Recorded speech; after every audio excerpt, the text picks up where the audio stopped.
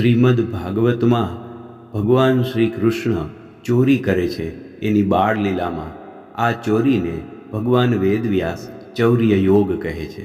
કૃષ્ણ ભગવાન જે કંઈ કરે એ યોગ બની જાય છે. અને શ્રીમદ ભગવદ્ ગીતામાં કૃષ્ણ ભગવાને ચિંધેલા રાહ પર, માર્ગ પર આપણે ચાલીએ તો આપણું દરેક વર્તન પણ યોગ બની જાય છે.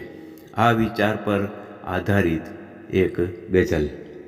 ચોરી સારી નરસી નથી, જો માધવ બનતા ચોર. મોહનની ચોરી છે તેથી ચોરી પણ છે યોગ.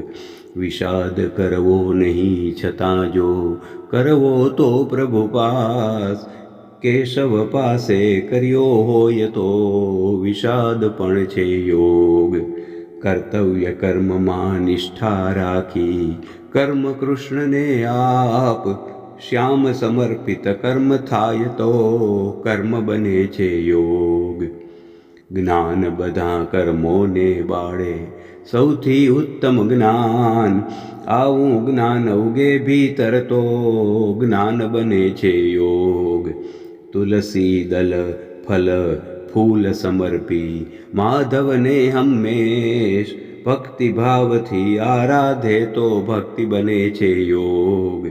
સઘળા ધર્મો છોડીને હું શ્યામ તને જીવન આપું. મારું વાંચું આજથી મુજ આ જીવન બનજો યોગ. જીવન બનજો યોગ.